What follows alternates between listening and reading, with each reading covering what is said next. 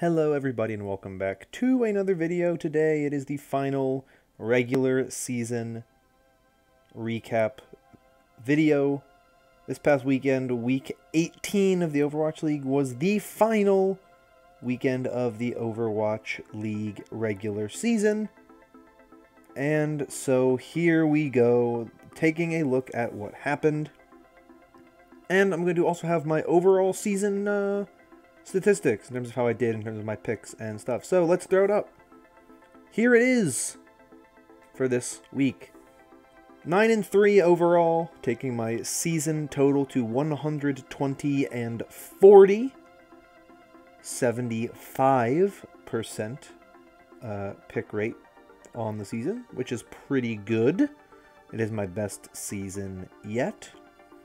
And 1-1 for the big picks, an 18-6 overall big pick record, which is also 75%. So a very, very consistent this season with a 75% score. So let's jump in and let's talk a bit about what happened. I didn't get to watch as many matches as I would have liked to. I've been a very busy person the past few weeks, so unfortunately I didn't get to watch these games super closely, but I did watch as many as I could. So I want to talk just mainly kind of, instead of talking about the games more specifically, I want to talk about them for the most part more broadly, just kind of their implications on the playoffs and the play-in tournament. Obviously, then tomorrow's video I'll go over what happened in the regional knockouts, so that also has an impact on what things happen in terms of the playoffs and whatnot. So you all will know more information, you know, going in. You know, this video is going to purposely leave out certain things that I already know, and you all already probably know, but for the sake of the video, it's just easier. But let's jump in. Let's talk about Thursday. First match of the weekend was the Paris Eternal falling to the Toronto Defiant. Too many TOs there. Which was surprising to me. I'd kind of written off the Defiant for the most part. I thought they were a good team, not a great team. I thought the Eternal looks to be a very good team, but they struggled against the Defiant, and it was almost a reverse sweep, though. The Eternal almost clawed their way back and won it in a reverse sweep, but the Defiant ultimately were able to hold them off and take the series win. Good win for them. They actually looked pretty good recently. They definitely are a team that I feel comfortable and confident in the fact that they're a playoff team. I don't think they're an incredible team, but I think that they're good, and I definitely think they deserve their spot in the playoffs. They've beaten teams they should beat, and I like what they've put together. I still think they have some holes. I don't love the tank line.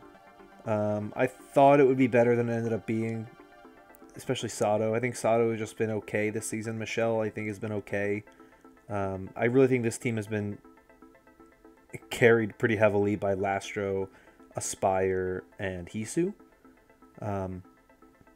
But I think they're an interesting team, and I'm curious to see what they do in the play-in tournament, because I think they are a solid team. I think they have some very talented players. I just don't know if they have what it takes to get a big win over a better team like the Outlaws, or them playing the Justice is an interesting series, I think. So good there. The Eternal falling, but they still have a play-in shot. Well, they will be in the play-in, so it's not the end of the season for any of these teams, obviously. That's one of the things I think is interesting with the play-in format, the way that some teams may have had their seasons end, but there are still some who are alive and well. So good win for the Defiant, definitely giving themselves some good positioning going into the post-season. Second match on Thursday was my first big pick game. Florida Mayhem falling to the Houston Outlaws. Didn't end up being as close as I had thought it might be, but I thought the Mayhem actually did not look too bad, all things considered. This is a really interesting team to me. Obviously, the season is over for the Mayhem now.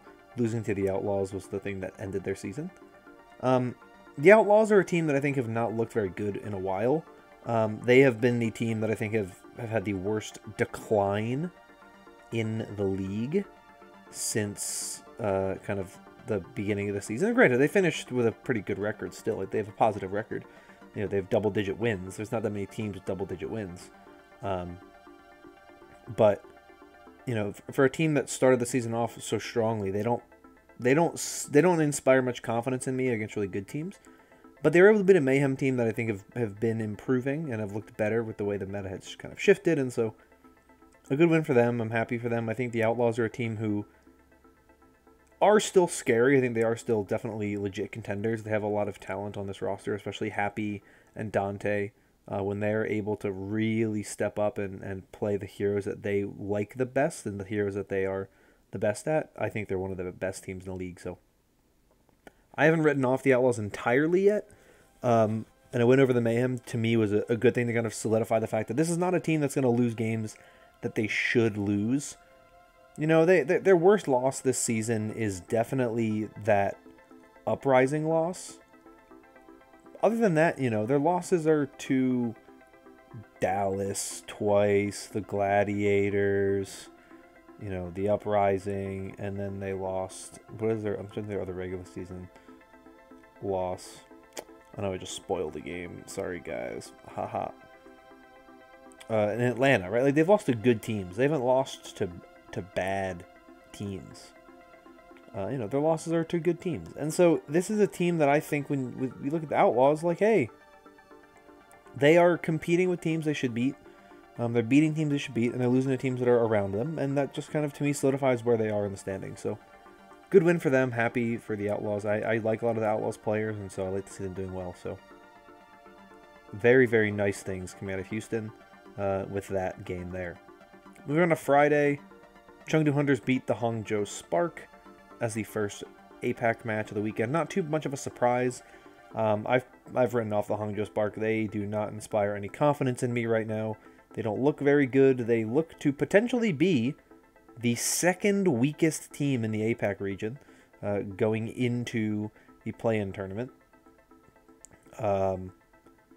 Because, well, they have struggled against a lot of some of the teams. I mean, they did not have a good tournament cycle this time around, and we'll talk about it a little more when we get to Saturday's matches. Losing to Chengdu, understandable, right? That's a good team. They lost to good teams. You know, they lost to the Fusion, I'm pretty sure. They lost to Seoul. They lost to Chengdu. Like, they're losing to good teams. But these are the teams that they should be competing with, right? These are the teams that should be kind of trying to beat and stepping up against, and they're falling flat, and it's just not a great watch. They're not fun to watch. They've tried to change things up. You know, they've tried to put in some different players here and there, but it just hasn't really done anything, and it hasn't inspired any confidence in me, so I'm not excited by this team. Hunters, on the other hand, I really like watching them play. I think they're a really good team. They're a fun team to watch. They know what they're doing. They have a style. They have an identity, and they look really good. So I think the Hunters really are one of the teams going into the postseason that I am most excited about, that I'm most intrigued by, because they have looked way better as the season has progressed than I think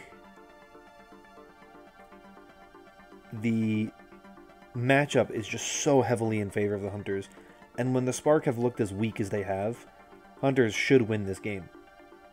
Now, I don't want to make that as a point to bash the Hunters. I think the Hunters are good and very, very good, and they deserve all the credit for this win. But really, the Spark have just been not fun to watch, particularly. And so, for me, this is the type of series where I just look at this and I say, yeah, at this point in time, that's about what I'd expect. Final APAC match on Friday, though, was the Guangzhou Charge getting a big win over the LA Valiant 3-0. Charge have struggled this season, not the season I think they had hoped it would be, especially after their season last season. It's a roster with a lot of talent, and you think about how good Krong was last season, how good Kariv has been historically. Eileen had a great season last season. They just haven't really been able to kind of get things going. I don't really know what it was exactly. I honestly think that there were kind of two main issues. Number one was the DPS line. You had an issue. As good as Choi Se-wan and Eileen are, they had holes in their DPS lineup that Kaylee's kind of struggles didn't, that because Kaylee struggled, they couldn't fill those holes. The long range hit scan was a big issue for them. So no Widowmaker, no Ashe, no Cowboy. So it was I think an issue there. I don't think Mondu and Kariv together were particularly good. I think Kariv has his moments. I think Kariv is still a very talented flex support, and I think he is still very good, and I think he came up big, but I don't think they were particularly great. And I don't think Rio played particularly great this season. I thought he was a very good main tank in seasons past, but this year he just didn't really look to be anything incredible. And I never thought he was amazing. I always thought he was just good and consistent, but just was not a great season from them.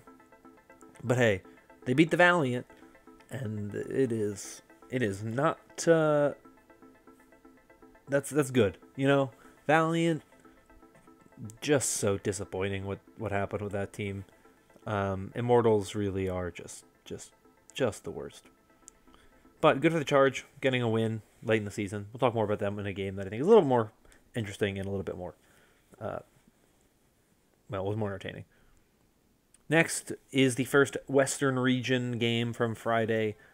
London Spitfire, Paris Eternal. Win for the Paris Eternal, good for them.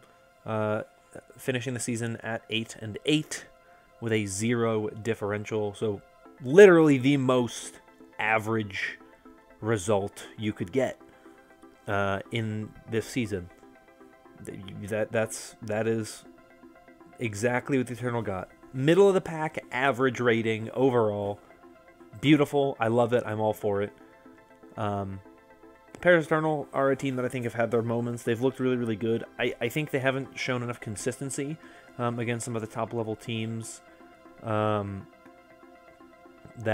I would like to see from a team of their caliber.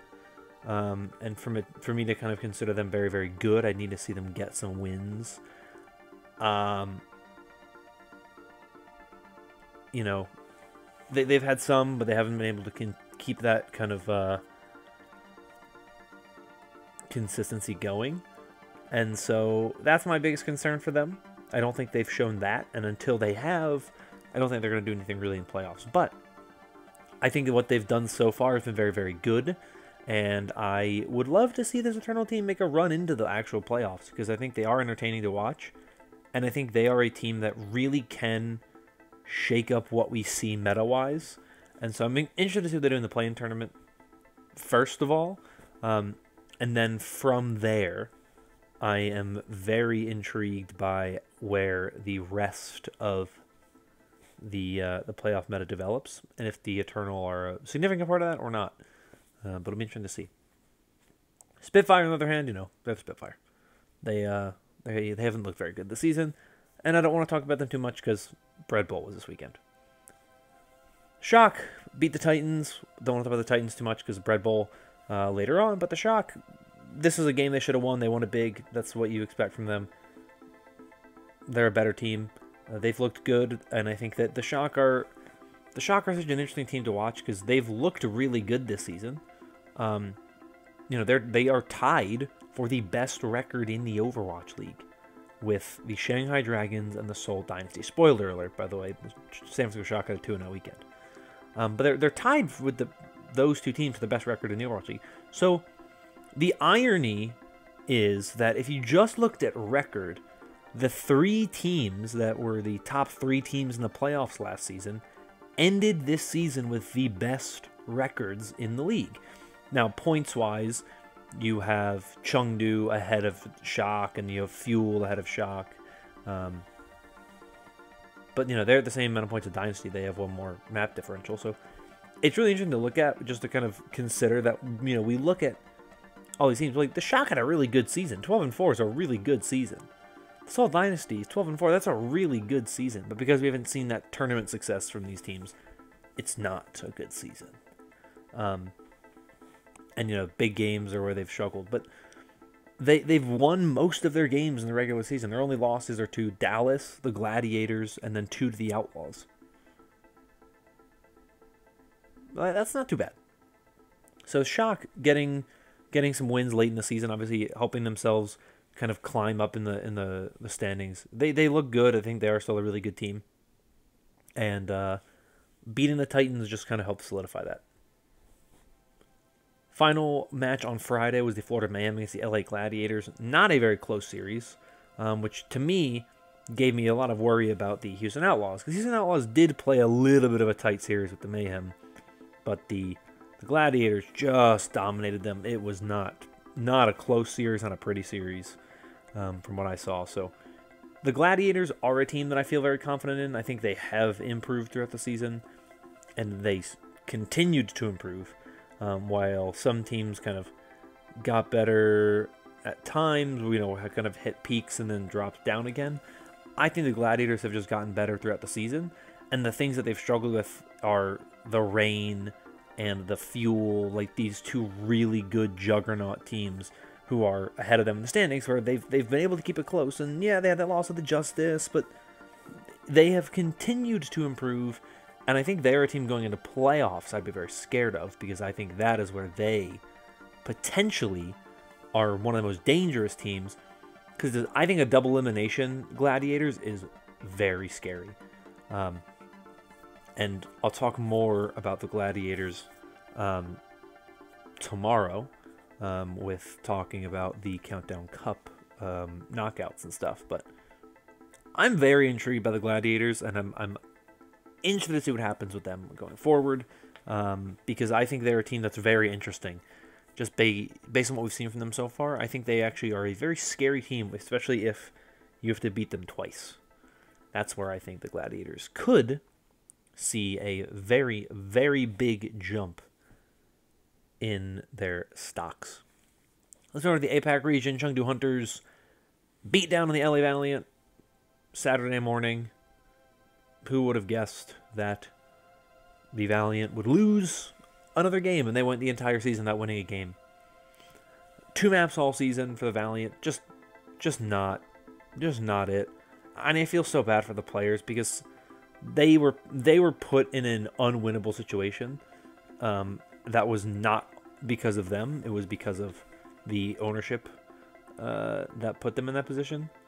And so it's just the type of thing where I just look at this and I just go, it's just so unfortunate to just look at this team and say, this is a casualty that didn't need to happen, and now here we are with this just embarrassment of a team, and now all and arguably an embarrassment of an organization with the LA Valiant. So I don't have many words to say about how bad the Valiant are now, but it was not a good season. So yeah, let's move on. Let's go to the Guangzhou Charge Hangzhou Spark Battle of the Joes, which went the way of the Guangzhou Charge. So the Guangzhou Charge finished season 5-11. Hangzhou Spark finished season 7-9 with a +1 differential, which that differential puts them ahead of New York for the final play-in spot. Now, New York could, of course, in the Countdown Cup, if they were to move on and get a point, they would overtake the Spark. But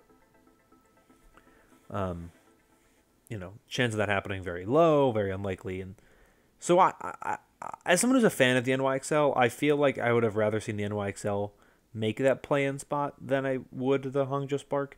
But even outside of being a fan, I think the NYXL are just a more interesting team right now. I think they look better right now.